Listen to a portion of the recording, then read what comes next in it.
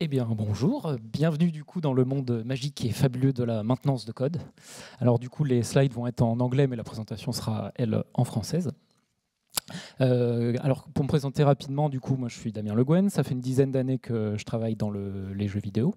Actuellement, du coup, je suis senior gameplay programmeur à Amplitude Studio.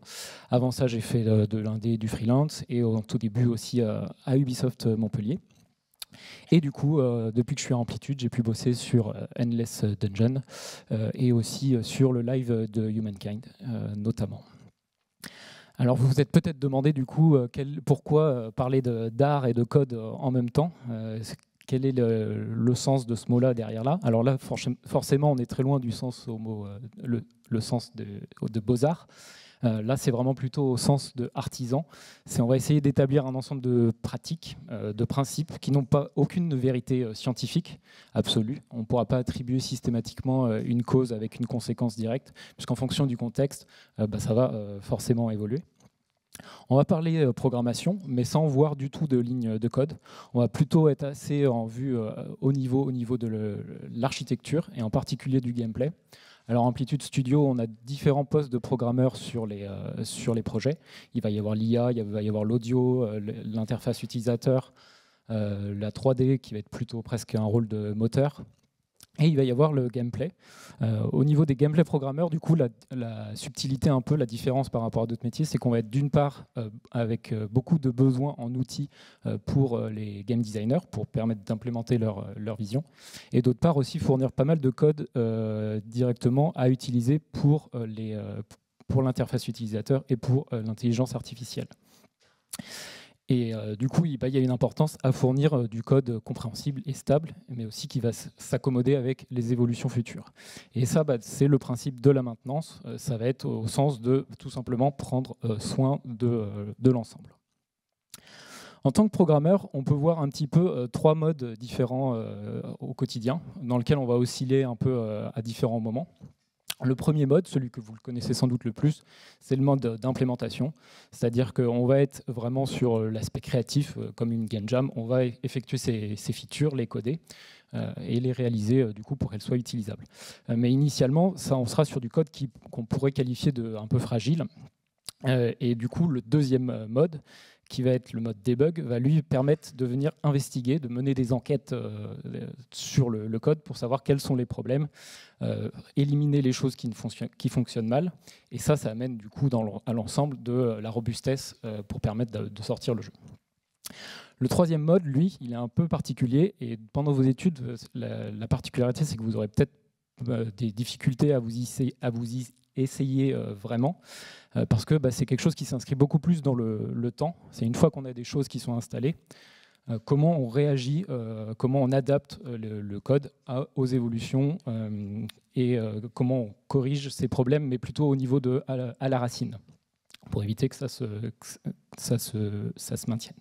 Donc on va être plus dans la refactorisation, dans refondre le code à certains niveaux. Et dans le but, de simplifier l'ensemble. Mais avant de continuer, petite interruption, je voudrais vous parler bateau, et notamment du Vendée Globe. Alors vous connaissez sans doute, c'est une course à la voile qui est autour du monde tous les 4 ans. Vous connaissez peut-être aussi le Vendée Globe via Virtual Regatta. Donc là, moi, je vous ai mis la version auquel j'avais joué en 2012. C'est la seule. Là, j'ai des souvenirs, notamment en amphi, de changer mon cap ou de me réveiller à 4 heures du mat pour régler mes voiles. Bon, il ne faut pas faire ça, évidemment. J'imagine que personne ici ne l'a fait. Mais du coup, cette course, ce n'était pas la première du genre. Elle s'est inspirée d'une bien plus ancienne course qui, elle, n'a connu qu'une seule édition. Je remonte en 1968. C'était la Golden Globe Race. Et à cette époque-là, il y a eu la première tentative de record du monde pour établir un voyage autour du monde à la voile, en solitaire et sans escale. Donc là, à l'époque, pas de GPS, pas de bulletin météo. C'était vraiment juste au sextant et à la boussole. C'était assez roots. Et il va y avoir plusieurs navigateurs, 9, qui vont s'élancer. Et un seul d'entre eux arrivera à franchir la ligne d'arrivée. Donc là, vous allez vous dire aussi, OK, je suis bien gentil, mais où est-ce que je vous emmène avec ça ?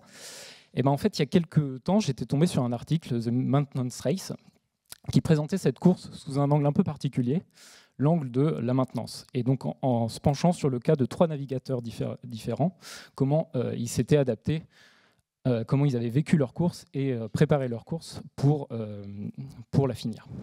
Et du coup, à chaque fois, on va pouvoir voir un peu 3 résultats différents. Le premier d'entre eux, c'est Robin Knox Johnston. Lui, il est habitué, c'est un solide marin, mais il connaît bien les forces et les faiblesses de son bateau, mais il n'est pas forcément tellement dans l'anticipation. Donc il va emporter avec lui sur son bateau énormément d'outils, de matériel de rechange, et en l'occurrence, il va avoir énormément de problèmes pendant son voyage, de fuite sous le bateau, de cabines qui se détachent, le moteur qui rouille, plein de choses. Et du coup, il va être constamment dans la réparation. L'avantage de ça, c'est que ça lui occupait un peu ses journées, et ça lui occupait l'esprit aussi. Donc quelque part, sa devise, si on devait trouver une devise à son attitude vis-à-vis de la maintenance, c'est whatever comes, deal with it. Donc quoi qu'il se passe, débrouille-toi avec. Et en l'occurrence, ça sera sans doute votre cas en début de carrière. Quand vous allez arriver sur des productions qui sont dans des studios implémentés, vous avez de grandes chances de commencer au niveau de la production, au niveau de la période de live. Puisqu'en général, déjà, c'est les périodes les plus longues, mais aussi celles qui vont permettre surtout de s'acclimater à l'ensemble du code, des outils, de la manière dont l'équipe fonctionne, voire même l'entreprise va fonctionner. Et du coup, c'est vraiment une chance, à la limite, de vraiment pouvoir découvrir dans un univers qui existe déjà et dans lequel vous allez pouvoir faire un peu vos armes. Et l'autre chose qui va se passer, c'est que vous allez réaliser en général que beaucoup de jeux sont réalisés à partir d'anciens projets. Donc là, par exemple, à Amplitude, on a Endless Space 2 qui a servi de base pour Humankind, qui a servi, lui, de base pour Endless Legend 2. Donc à chaque fois, ça va être un travail itératif et de se servir de ce qui a été fait avant pour programmer plus facilement. Et ça va aider aussi sur la partie un peu, vous connaissez sans doute ça, une fois qu'on a fait 90%, il reste les 90% restants. Ce dernier 90% qui reste, lui, il va être aidé par le fait d'utiliser des jeux qui sont sortis. Donc tous les systèmes d'achievement, de localisation ou autre, c'est des choses où vous aurez moins besoin de revenir. Et du coup, ça va simplifier la fin de vos productions. Évidemment, il y aura aussi là-dedans des surprises peut-être de type archéologique. Il y avait cet exemple notamment dans le code de Ghost Recon. On voyait régulièrement des pop-min, pop-max, pop-apps qui sortaient un peu partout. Et du coup, la question, c'était d'où ça venait, ce pop, donc pour calculer le minimum, le maximum ou l'absolu d'une valeur. Qu'est-ce que c'était ce pop? Et en fait, il fallait remonter l'historique et savoir que du coup, Ghost Recon avait été forqué de Assassin's Creed Unity, qui lui-même venait de tous les autres Assassin's Creed précédents, jusqu'au premier, qui lui, au tout début, n'était pas un Assassin's Creed, mais était un Prince of Persia. Donc c'était le Prince of Persia qui, en fait, est resté entre 2008 et 2015, et encore aujourd'hui, il est utilisé sur d'autres productions. Par exemple, Riders Republic va utiliser aussi ces fondations-là. Donc parfois, il y a des choses qu'il faudra vivre avec. Et il faut résister des fois, surtout à la tentation initiale de se dire je vais vraiment tout enlever et on va repartir from scratch et ce coup-ci ça va être vraiment bien. En général, c'est peut-être la pire idée. Parce que faire table rase, ça enlève énormément de possibilités de s'appuyer sur toute la robustesse, toutes les étapes de debug qui ont été faites avant. On n'aura pas la possibilité de s'y attacher. Et il faut savoir aussi que c'est plus compliqué de lire du code que de l'écrire. C'est dans le sens où il faut se plonger, ça demande un plus gros effort de se plonger dans quelque chose d'existant que d'être joyeusement en train de réécrire ces nouvelles choses. Du coup, à l'inverse, la meilleure méthode dans ce genre de cas, ça va être plutôt de venir refactoriser de manière incrémentale, c'est-à-dire de garder son projet fonctionnel au fur et à mesure, d'essayer dans la mesure du possible, et de venir en fait en plein vol faire des modifications. Et il y a eu l'exemple sur Amplitude où il y avait l'idée considérée de repartir d'une page blanche ou de garder le strict minimum sur certains projets. Et en fait, dans les faits, on se rend compte qu'on va bien plus vite à forquer un projet existant, passer un mois ou deux à le nettoyer du mieux qu'on peut, et de se rebaser sur ça pour avancer, plutôt que l'inverse. Mais bon, évidemment, cette étape de nettoyage-là, elle va être importante. Si on la skip, effectivement, on va se retrouver avec énormément de code mort qui va être compliqué à garder tout du long du projet et qui vont être un poids pour la production. Donc il va falloir rentrer un peu dans cette habitude d'ajuster le code, en notamment suivant cette petite règle qui est la règle du bon scout, c'est je travaille sur une feature qui existe déjà, je suis dans du code qui existe. Ah bah là, il y a un petit retour à la ligne en trop, il y a un nom de variable qui n'est pas bon. En particulier, j'insiste sur le nom des variables. Dès que vous voyez une incohérence, c'est mieux d'essayer de la fixer aussi vite que possible, parce que les noms des variables ont une importance pour documenter et commenter le code. Mais aussi, du coup, ils ont tendance à rester très longtemps dans la production si vous les laissez traîner, parce qu'ils vont être utilisés à divers endroits et ils vont s'installer. Une autre façon aussi de faire des petits ajustements, c'est de regarder comment des game designers ou tout type de métiers autour de vous vont travailler au quotidien. Et des fois, ça va être très instructif de les voir fonctionner et de voir que des façons de faire que vous n'aviez pas du tout anticipées vont être... il va y avoir des quirks, des petites choses facilement fixables qui vont, eux, leur permettre de leur améliorer leur expérience et leur qualité de vie au quotidien. Donc, au début, la première règle, un peu, c'est de découvrir, de prendre le temps de s'acclimater à tout ça et de venir ajuster. C'est-à-dire, du coup, d'absorber le contexte et de venir ensuite pouvoir le modifier morceau par morceau. Et du coup, on va être dans ce qu'on va plutôt appeler de la maintenance réactive. C'est-à-dire qu'il va y avoir un problème, un petit truc, on vient le fixer. Pour notre deuxième navigateur, lui, on peut dire qu'il s'était mal préparé pour s'engager dans cette course. À l'époque, il n'avait jamais vraiment navigué, mais du coup, il était très talentueux en électronique. Donc, sa particularité à lui, c'est qu'on avait la possibilité pour cette course de partir entre le 1er juin et le 31 octobre, et il partira le 31 octobre, le tout dernier jour possible, à l'arrache, en oubliant tout son matériel de réparation sur le ponton, sauf le matériel électronique qui lui servait à réparer son matériel radio. Et rapidement, il va avoir son bateau qui commence à avoir des fuites, qui va le rendre impossible d'aller dans les mers du Sud.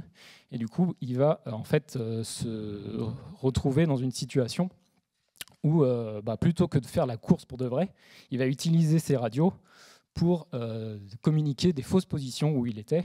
Et en fait, les gens pensaient qu'il faisait le tour du monde à toute vitesse. Et en fait, il était juste en train de tourner en rond dans l'Atlantique.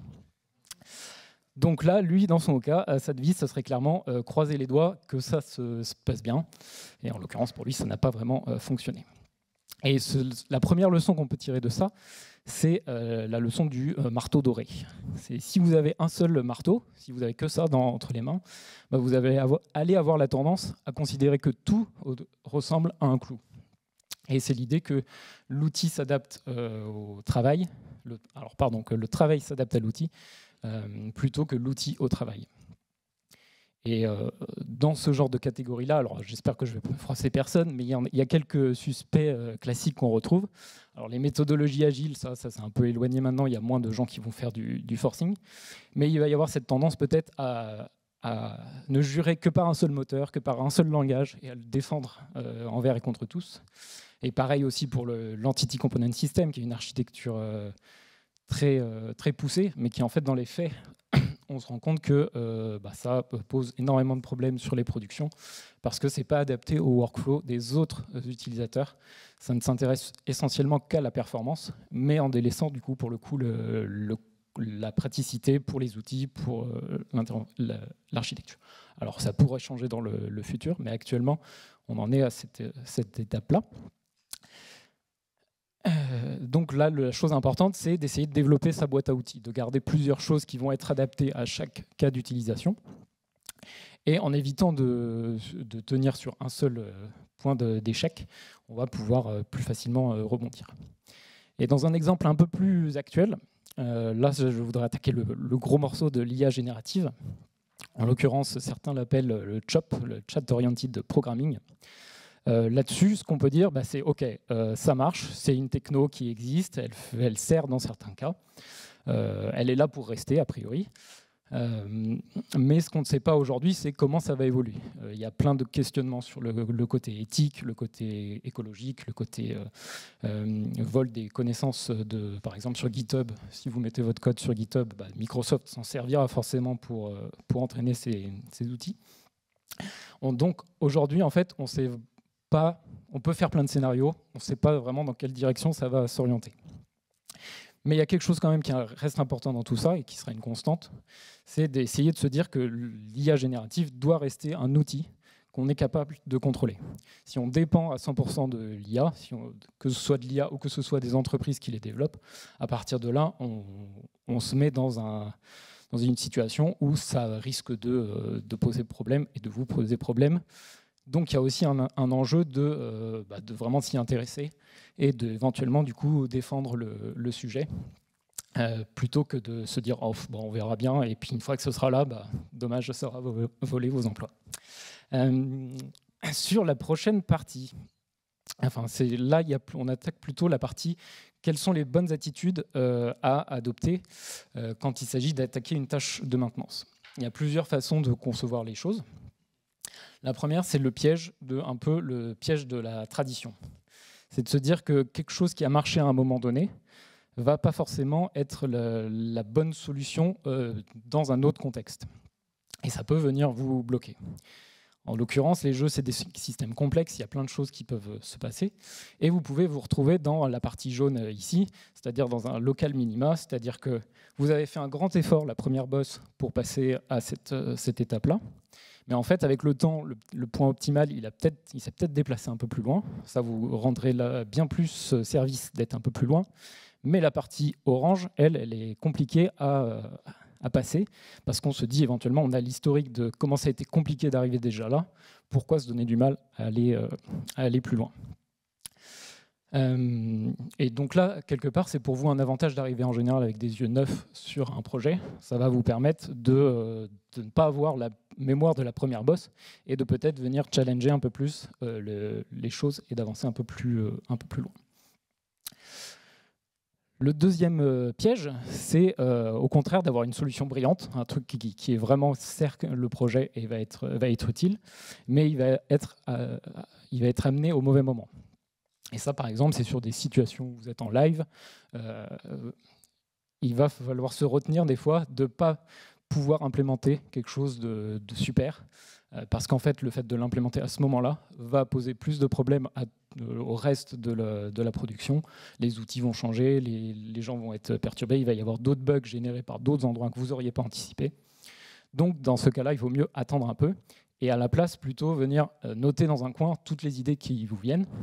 Et en fait, le procédé d'accumulation va faire que le fait d'écrire, vous allez apprendre quelle est vraiment vos problématiques, et des solutions vont venir émerger un peu de tout ça, et vous aurez une solution globale qui va émerger, potentiellement.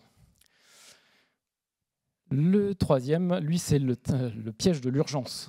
C'est le personnage de droite, du coup, qui, dans ce comics, se retrouve à laisser la situation s'envenimer et agir au dernier moment. Alors, quelque part, on se dit, ouais, c'est bien, il est célébré aussi, on pourrait venir jalouser sa situation. Dans la réalité, en général, sur le long terme, c'est frustrant d'avoir des situations de c'est le feu tout le temps sur le projet qui viennent se répéter. Et donc, la quatrième attitude, qui est celle du personnage de gauche, va être la plus intéressante. Donc si on reprend du coup le fait de ne pas adapter alors qu'on a le temps de le faire, c'est le côté un peu rester dans les traditions. Le côté disruption, ça va être on vient adapter mais pas au bon moment. Et du coup l'urgence et le dernier mode qui vont être la prévention. Alors qu'est-ce que ça va être la maintenance plus préventive? Le TACO, c'est Office 365 qui nous l'a fourni. Donc là-dessus, c'est de contrôler, d'être dans le contrôle de différents signaux. Il va falloir faire attention à ce qui se passe sur le projet et relever à plusieurs niveaux différents. Et j'insiste sur le différent. Le premier d'entre eux, par exemple, ça va être la stabilité du projet. Est-ce que vous allez avoir l'impression que sur une feature donnée qui fait une certaine taille, il va y avoir une grande densité de bugs, c'est-à-dire qu'un petit truc va générer beaucoup de bugs, bah, c'est inquiétant. Quelque chose de très gros, toute l'économie de votre jeu qui fait plusieurs bugs, c'est normal, parce qu'en comparaison, la densité est plus réduite. Le deuxième point, là, c'est la performance. Là-dessus, c'est améliorer le code pour faire en sorte qu'il prenne moins de temps à s'exécuter. Sur la performance, le petit piège qu'il peut y avoir, c'est de s'enfermer juste dans ça, de juste être dans la métrique de « ah, mon code s'exécute plus vite si je fais ça ». Et du coup, ça va avoir des conséquences sur d'autres choses, notamment par exemple l'usabilité. On va venir avoir tendance à dupliquer du code ou utiliser des inliner, donc mettre tout son code écrit en dur. Ça, ce genre de choses va faire que ça peut engendrer des difficultés pour vos utilisateurs. Donc, par exemple, les autres programmeurs via les API, via les interfaces exposées, ou pour les game designers, les outils. Donc, plus il y a de difficultés que eux et elles rencontrent, plus il y a un besoin de s'interroger sur est-ce que c'est cohérent. L'avant-dernier point, c'est la completeness. Donc, est-ce que mon code est complet? Est-ce qu'il couvre tous les cas particuliers que je peux avoir? Alors, forcément, il y aura des cas particuliers extrêmes qu'on ne pourra pas couvrir. Mais s'il y a un besoin de faire beaucoup d'allers-retours entre le moment où vous livrez votre version 1 d'une feature et qu'à chaque fois que quelqu'un veut faire quelque chose d'un peu différent, il doit venir passer par vous pour venir rajouter ce cas particulier, c'est peut-être que votre feature n'est pas tout à fait complète. Et le dernier point, c'est sur la vélocité de la production. C'est est-ce qu'on arrive à implémenter des nouvelles choses dans un temps correct ou sans des retards qui s'éternisent et viennent plomber le projet. Est-ce qu'on a le temps de venir exposer tout ça? Donc quelque part là-dessus, c'est tous ces différents signaux, ça va vous permettre d'avoir une image pour savoir quel est l'état de mon projet, quel est l'état de son état de santé. Et derrière, il va y avoir le truc de se dire, bah, est-ce que ça s'aggrave vite, ces signaux? Dans ces cas-là, il faut agir vite, parce qu'en fait, sinon, ça va venir occuper tout l'espace, comme on l'a vu tout à l'heure avec le feu qui prend toute la place. C'est par exemple le cas si vous implémentez du code qui a besoin de données, et que c'est au moment où les game designers vont venir ajouter ces données, qui vont venir exploiter ce code-là, que ça va déclencher des problèmes en cascade. Bah, ça, peut-être, ça aurait pu être observé en amont avec des tests sur des données placeholder, de vraiment tester un peu plus ces cas d'utilisation classiques. Plus le signal va être faible, plus ça va être difficile aux yeux de la production, des producteurs, de justifier le changement, le temps et le coût que ça va amener. Mais c'est aussi, à l'inverse, sans doute le moment le plus facile et le moins cher pour venir le traiter. Donc c'est encore à nouveau une histoire de coût-bénéfice, de savoir est-ce que ça va être le temps, ça va être des questions qui auront des réponses multiples en fonction du contexte. Et le dernier point, du coup, c'est sur le fait de ne pas utiliser, un peu comme ce que je disais tout à l'heure avec la performance, de se servir uniquement du temps d'exécution pour en déduire une mesure, mesurer la qualité du code. En l'occurrence, si c'est juste ce temps-là qui va être utilisé, bah, ça va venir plomber d'autres choses. Donc, ne pas rester focusé trop sur une mesure négative entraîne des difficultés. Il vaut mieux avoir une vision un peu plus large. En résumé de cette partie-là, du coup, c'est déjà de rester en contrôle de vos codes, de vos outils et de vos process. Il faut éviter de tenir sur un point d'échec unique, venir mettre de la redondance dans ces systèmes. Et le deuxième point, c'est du coup d'amener les bons changements au bon moment. Donc faire en sorte de contrôler tous les signaux et de s'adapter de manière plus préventive. Là, on va être plutôt dans ce qu'on va appeler la maintenance corrective et la maintenance conditionnelle. C'est est-ce que je dois intervenir à ce moment-là? C'est les questions qu'il faut se poser.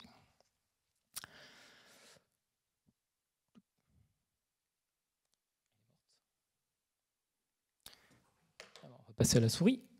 Du coup, Pour le français Bernard Moitiessier, lui à 46 ans, c'est le plus expérimenté des 3 navigateurs qu'on aura vus.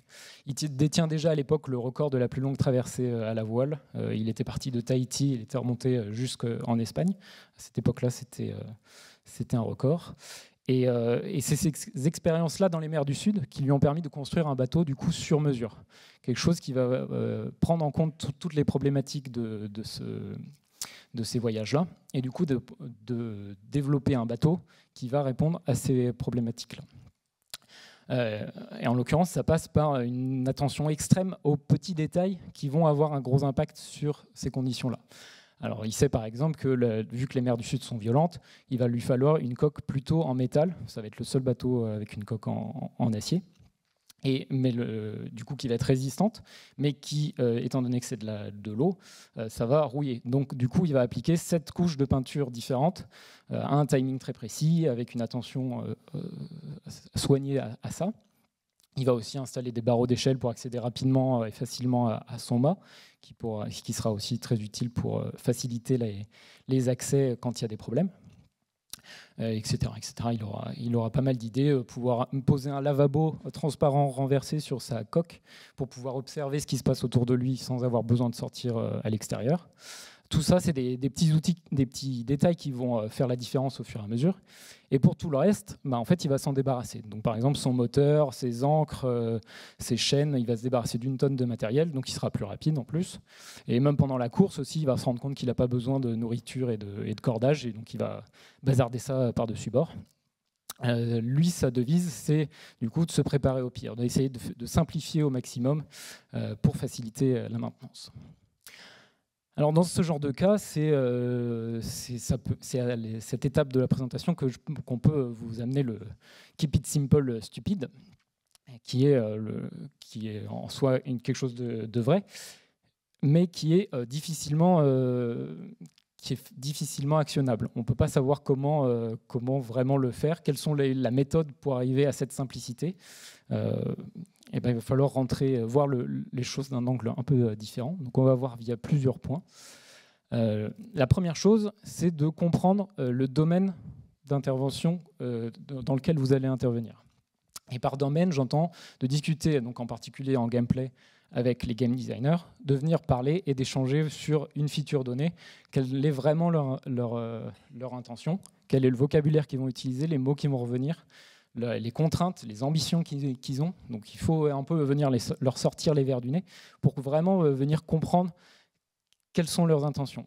Et potentiellement, la difficulté, c'est qu'on ne sait pas à ce moment-là, eux-mêmes ne savent peut-être pas quel est le scope de leurs intentions.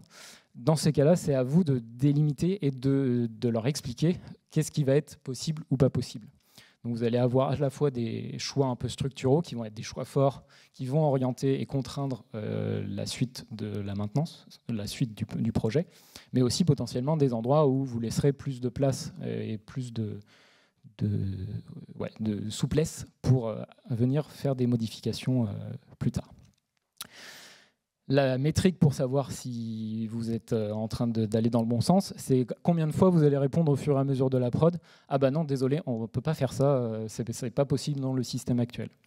Et le plus de fois vous allez devoir dire ça, plus ça indique qu'il y a eu peut-être un manque de discernement de qu'est-ce qui est nécessaire pour elles et eux à développer leur feature. Comment comprendre, comment faire du coup ces changements un peu radicaux. Donc il faut d'abord, dans un premier temps, ne pas se précipiter pour faire le code et faire un truc un peu bâclé, mais rapide, fun, mais qui du coup ne répond pas vraiment aux problèmes donnés. Donc ça, c'est la première chose. C'est un peu ce qu'on a vu avant. C'est en trouvant le problème, ça facilite le fait de le résoudre derrière. Sinon, on va venir résoudre des problèmes qui n'existent pas. Et ça, en l'occurrence, sur une production, ce n'est pas forcément très utile. À l'inverse, il ne faut pas non plus le surpenser et essayer de planifier tous les cas possibles et inimaginables. J'ai l'exemple en tête, par exemple, sur une production où une personne voulait faire un système de portes qui s'ouvre avec des interactions. et en se disant, ce système-là, il pourrait servir pour d'autres choses. Donc il y avait eu, au lieu d'appeler ce truc-là délimité pour juste des portes, il y avait une intention d'appeler un manager de dynamic props, donc quelque chose qui allait venir couvrir plein de cas d'utilisation. Et au final, ce dynamic props manager ne gérait que des cas de portes, et que des cas de portes sur charnière. Les portes coulissantes ou les portes physiquées avaient un autre système encore à côté. Donc du coup, là, c'est d'avoir essayé de prédire quelque chose qui ne se réalise pas. C'est l'inverse d'être préparé aux évolutions futures. Là, dans ce cas-là, peut-être qu'il aurait fallu se contenter du système de portes, mais fournir une interface qui va petit à petit pouvoir évoluer si on se rend compte que c'est pertinent pour ce cas-là. En cherchant du coup des cas d'utilisation, de définir dans le code quelles sont les responsabilités à donner. C'est un effort qui va coûter au début, ça c'est sûr, un effort supplémentaire, mais qui normalement du coup va vous éviter une dépense d'efforts et de démultiplication de bugs qui auraient pu être prévus. Ça aurait pu être évité en faisant du coup cet effort un peu plus tôt. Je vais prendre maintenant un exemple un peu plus concret pour revoir un peu globalement ce qu'on a vu. Du coup, sur les jeux 4X, donc de jeux de stratégie d'amplitude, on avait plusieurs observations qui avaient été faites, notamment qu'il y avait la problématique qu'en fait, on avait énormément de code dans des boîtes noires au niveau du gameplay. Donc une feature était faite, mais tout ce qui se passait dedans, personne d'autre, par exemple les développeurs UI ou les développeurs IA, pouvaient exploiter vraiment la logique, les conditions ou les conditions et les effets qui étaient réalisés. Ils n'avaient que le résultat final, et parfois du coup ils devaient reconstituer par eux-mêmes l'intégralité du fonctionnement, et donc en l'occurrence recoder par exemple, est-ce que je peux cliquer sur ce bouton, et plutôt que d'avoir l'information fournie par le gameplay, ils recodaient de leur côté le fait que ce bouton n'était pas cliquable parce que telle autre condition n'était pas valide. Du coup on avait de la duplication, voire de la triplication avec l'IA qui faisait de même. Et dans certains cas aussi avec le réseau, il pouvait y avoir de la redondance. Donc ça faisait vraiment quelque chose qui rendait les programmeurs gameplay bottleneck pour tout le reste de l'équipe. Et notamment aussi pour les game designers. Les game designers avaient sans arrêt besoin de venir demander un nouveau besoin spécifique, plutôt que de pouvoir utiliser les outils de manière suffisamment flexible sur ça. Mais ce constat était issu sur une prod, donc notamment en l'occurrence Humankind. Mais des expériences passées, notamment sur Endless Space 2, avaient montré que le fait d'avoir tout en code-driven avait permis d'éviter les problèmes sur Endless Space 2, il y avait eu pas mal de problèmes à ouvrir trop les données, donner trop de contrôle au game design. Ils étaient du coup à l'inverse. Il y avait eu la barre mise trop vers le data-driven dans un projet et dans un autre trop code-driven. Du coup, la question c'était quel est l'équilibre qu'on va trouver sur ça. Donc en l'occurrence, il y avait aussi plusieurs signaux qui nous alertaient sur le fait qu'il y avait des modifications à apporter. Dans l'ordre de priorité, c'était un peu ces trois-là. C'est que la vélocité, notamment de la production, était assez difficile pour implémenter des nouvelles choses. Dans un cadre de live, en l'occurrence, où on venait amener des fonctionnalités par exemple, diplomatie, ça venait toucher à énormément de codes non liés à ces modifications. Et le simple fait du coup de faire ces modifications ensuite engendrait des bugs donc de stabilité pour les autres features, mais aussi des problèmes d'usabilité dans comment on peut exposer ces systèmes-là. Pour définir un peu quelles étaient les intentions et comment on pouvait améliorer ça, il y a eu au moins 2 use cases qui ont été définis pour faire une analyse un peu plus profonde du pipeline nécessaire pour faire des modifications. Et on s'est rendu compte que, notamment ce que je vous disais sur un bouton qui est dans une interface et qui est affiché cliquable ou non cliquable, demandait du coup d'aller faire des allers-retours à travers 5 ou 6 couches différentes. Et chaque couche avait besoin d'un manuellement faire du transfert de données, de ce bouton est cliquable, oui, non, de calculer les conditions, et au niveau de l'interface, d'assigner parce que cette condition est fausse, alors ça veut dire que du coup je vais afficher tel message. Et donc ça faisait des redondances et une complexité assez longue pour aller d'un point A à un point B donné. Et pareil un peu sur le système de cooldown, de dire je clique sur un bouton, ça applique un effet pendant 3 tours de jeu. Comment ce cooldown-là était calculé. Et donc chaque cooldown indépendant du jeu venait faire son -1, donc un tour de moins à chaque fois qu'on switchait. Il y avait ce genre de choses qui pouvaient être potentiellement mergeables. Donc les décisions ont été à plusieurs niveaux. Donc déjà d'être assez franc sur la diminution, voire destruction des données hardcodées, c'est-à-dire par là, par exemple, les enums, tout ce qui était enum hardcodé dans le code par le gameplay, et qui n'était pas accessible ni en data, ni pour la UI ou l'IA. Ça, on a essayé de s'en débarrasser pour pouvoir fournir des choses plutôt data-driven, donc des différentes définitions, qui en plus permettent, en plus de donner plus de souplesse à tous ces corps de métier-là, de venir fournir aussi du modding, de pouvoir amener des fonctionnalités de nouveaux modes, des modifications amenées par les joueurs, plus facilement que de venir modifier différentes couches de code. Et le fait aussi d'être en data-driven, ça permet de mettre plus d'intelligence sur directement la donnée, et que chaque corps de métier puisse éventuellement rajouter des informations contextuelles liées à cette information-là. En plus de ça, il y a eu aussi de la partie sur la logique de jeu. Donc il y a tout un système de règles de jeu qui est mis en place, où on va venir, en plus d'exposer l'état du système, on va venir exposer les conditions du système et les différents effets qui vont pouvoir être appliqués.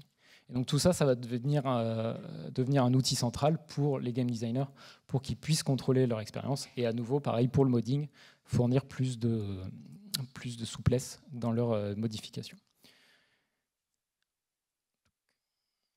Mais par contre, étant donné que ce qu'on avait dit, on avait cette expérience de la data peut devenir hors de contrôle, la partie orchestration de tous ces événements, la partie calcul de différentes passes économiques, j'applique des coûts, j'applique des gains, etc.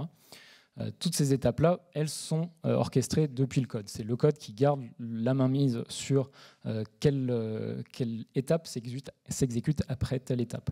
Et ça nous évite des effets de dépendance infinis de spaghetti ou autres qui bouclent sur elles-mêmes. Les résultats jusque-là, c'est du coup, on a noté qu'il y avait une implémentation des features qui était quand même globalement plus rapide. On arrive plus facilement à une V1 de nos systèmes. Et ensuite, on permet plus de facilité pour ajouter et implémenter des nouveaux effets par les game designers. Ça donne une bien plus forte autonomie à leur métier. Et l'effet de conséquence aussi, c'est que le fait d'avoir moins de code, ça permet d'avoir moins de bugs. Voilà globalement pour ce cas d'usage. Le fait d'avoir une attention constante portée à l'état de votre code et la direction du projet et même du mood dans l'équipe, ça fait partie aussi d'une certaine discipline à garder, d'être constamment aware de ce qui se passe autour de vous. En se focalisant sur des détails importants, vous allez rentrer dans cette dynamique de maintenance de routine. Du coup, c'est le troisième type de maintenance, de se dire que en fait, la maintenance peut être au service de plein de choses et pas juste que de votre code.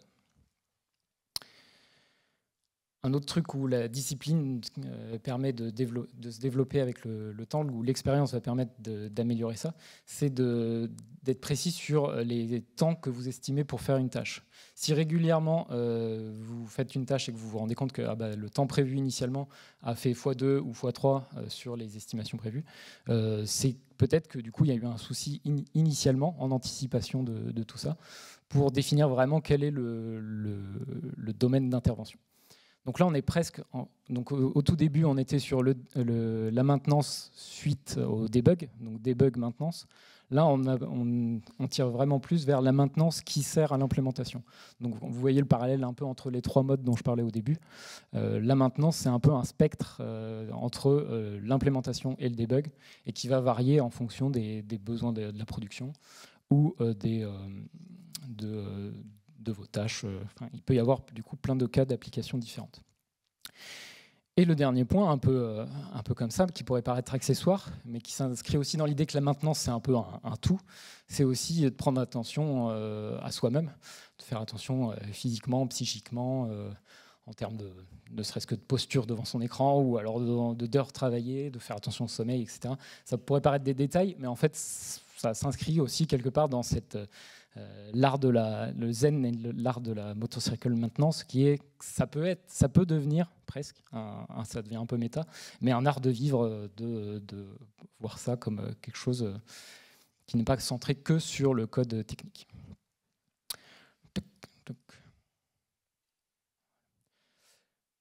Du coup, en connaissant ce qui va se passer, ce qui peut arriver, en essayant d'anticiper, vous allez pouvoir entrer dans la maintenance de routine, c'est-à-dire de se dire, en fait, on développe un suivi tout au long de la production, on prend le temps de trouver les problèmes avant de les résoudre. Tout cet ensemble de choses va permettre de faciliter la maintenance et donc le résultat final sur vos jeux. En résumé, il y avait donc 3 points. Le fait de prendre le temps de découvrir le contexte, ça va permettre de l'ajuster petit morceau par petit morceau, donc d'être dans la prévention, la maintenance réactive. Le fait de contrôler régulièrement des signaux pour adapter préventivement les choses va aussi être quelque chose qui va être important. Et enfin, donc, comme je viens de le dire, le fait de comprendre le domaine complet d'intervention, ça va permettre de se préparer et d'être plus serein sur la suite, sur l'ensemble de la production. En résumé de ces 3 styles de maintenance, il y a eu 3 résultats différents. Pour Robin Knox-Johnston, ça a été au final le seul et unique concurrent qui a passé la ligne d'arrivée.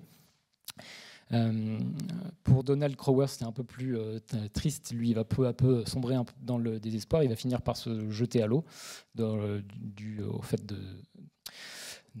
d'avoir échoué sa préparation et sa maintenance et de sombrer dans le désespoir de « on va découvrir ma triche ». Il a perdu pied. Et pour Bernard Moitessier, lui, après avoir parcouru 2 tiers du parcours, il était en bonne position pour rattraper et finir premier. Et puis finalement, il a changé d'avis et il a continué son tour du monde tout droit. Et il a fait au final 1 tour et demi pour aller jusqu'en Polynésie française. Et donc, il s'est plutôt en mode cool. C'était 68 en même temps. Voilà, merci de votre attention. Est-ce que vous avez des questions ?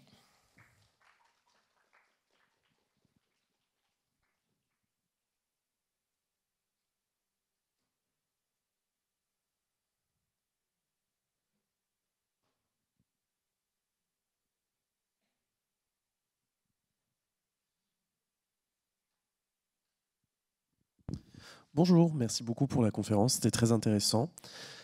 Je me pose la question de comment vous vous organisez pendant la prod pour faire de la maintenance, parce que c'est quelque chose qui est effectivement super important, mais ça demande aussi beaucoup de temps.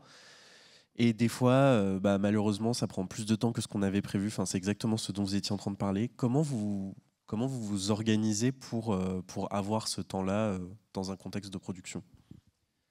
Au niveau du premier type de maintenance de réactif, en fait, ça va être au moment où vous implémentez, vous pouvez vous permettre d'allouer donc vous prévoyez 100% de votre temps, vous gardez un petit buffer de 10-20% du temps pour se permettre si jamais il y a quelque chose qui prend un peu plus de temps que prévu, d'avoir ce buffer de temps-là. Mais si ça se passe comme prévu, de pouvoir du coup faire ces petits ajustements, ou ne serait-ce aussi que ce que je disais de la règle du bon scout, de prendre 2 minutes maximum pour faire des mini-réglages. Ça, c'est plutôt dans l'étape, du coup, une fois qu'on est vraiment en production ou en live. Les autres types de maintenance, eux, vont être forcément plus sur des dynamiques de pré-production de conception, quand on va avoir un peu plus de temps dans le temps long pour construire les choses. C'est là où il faut signaler, on a besoin, en fait, étant donné qu'on a forqué d'un autre projet, on sait où on a mis les pieds, on a noté tous les points qu'on voulait améliorer. Et du coup, on peut avoir ce temps un peu plus long alloué spécifiquement pour améliorer les outils, améliorer le code.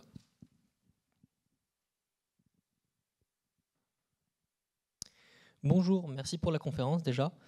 J'aurais une question par rapport aux tests unitaires.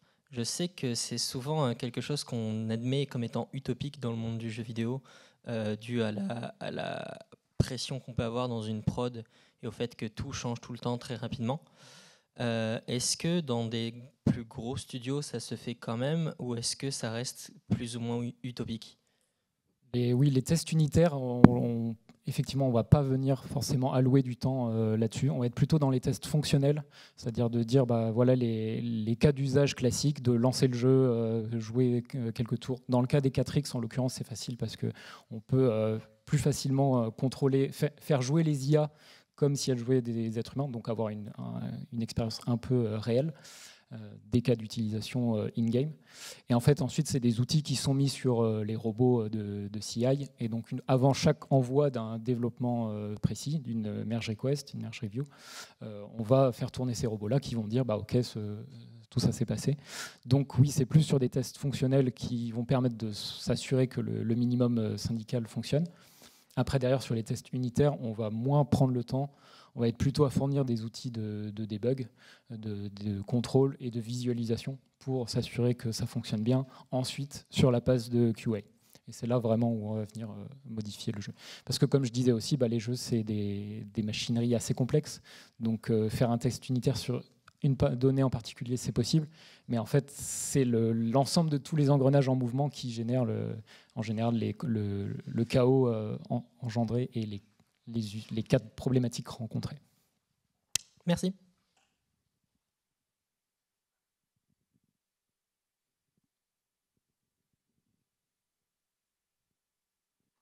Bonjour, pareillement merci pour la conférence, très intéressant. J'avais une question sur comment on concilie legacy et refactoring. Par exemple, quand on a une fonction qui prend X paramètres bien définis et qui renvoie à un truc bien défini, si on veut changer tout le fonctionnement et qu'on ne peut pas garder tout ça, est-ce que du coup on le garde quand même? Est-ce qu'on met des fonctions autres à côté et on dit maintenant on utilise ça? Ou est-ce qu'on peut carrément mettre les mains dedans et vraiment tout casser et changer la signature? Là, la réponse, elle va être un peu classique, mais c'est que vraiment, ça dépend des cas. Ça dépend de la taille de la feature qui va être concernée. Si c'est quelque chose de vital pour faire lancer le jeu, par exemple la génération de terrain, c'est sûr qu'il va falloir s'assurer que ça fonctionne de fond en comble avant de la lancer. Si c'est sur une fonctionnalité qui est dans un écran un peu caché ou autre, là, on va pouvoir se permettre de l'enlever complètement et de prendre le temps de la refaire. Donc vraiment, oui, ça va dépendre des cas. Et oui, du coup, voilà. Et si possible, j'ai une deuxième question. Du coup, dans le cas où on va effectivement modifier la signature dans une équipe relativement grande, est-ce qu'on doit notifier tout le monde, ou est-ce que c'est plutôt on pose une note quelque part, ou comment ça marche la communication là-dessus? Alors, en l'occurrence, oui, c'est vrai que si on vient modifier un appel, on va essayer de le modifier partout. Et on va s'assurer d'abord que personne n'est en train de travailler pile poil sur cette chose-là à ce moment de la donnée, parce qu'effectivement, du coup, ça va venir créer des merge conflicts. Ce qui est possible aussi, des fois, il peut y avoir des effets de bord et on n'a pas prévu que ça vienne toucher à tel autre écran dans l'interface.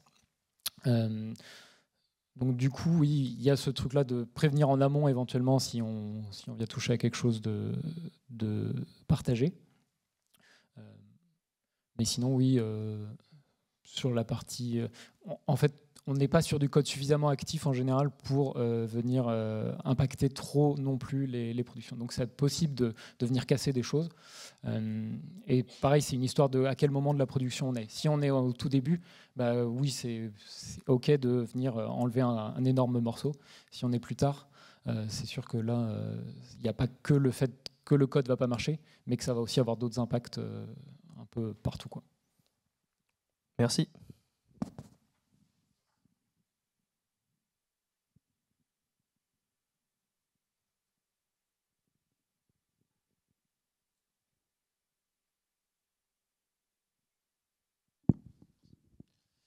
Bonjour, merci pour la conférence. À un moment, tu as parlé de la différence entre du coup, de la maintenance corrective et de la maintenance préventive. Finalement, du coup, donc en dehors de ce que j'ai compris qui sont les contextes de prod, quand est-ce qu'on fait l'un, quand est-ce qu'on fait l'autre? Par corrective et préventive et du coup conditionnelle aussi, c'était un peu j'englobais un peu tous ces termes-là sous la même dynamique qui est de on voit que quelque chose se passe mal et on ajuste alors si possible le plus tôt possible avant que ça prenne des proportions incontrôlables. Ou alors du coup on est oui sur des non, c'est ça, oui, des signaux qui vont être, il va falloir faire attention à les contrôler. Je suis un peu confus. Mais je sais pas Et du coup, la maintenance conditionnelle, j'ai pas bien compris, c'était quoi la différence avec les deux autres? Globalement, c'est la même idée, c'est de se dire, on a des mesures qui nous indiquent que ce truc-là commence à prendre des proportions incontrôlables. Il faut venir ajuster.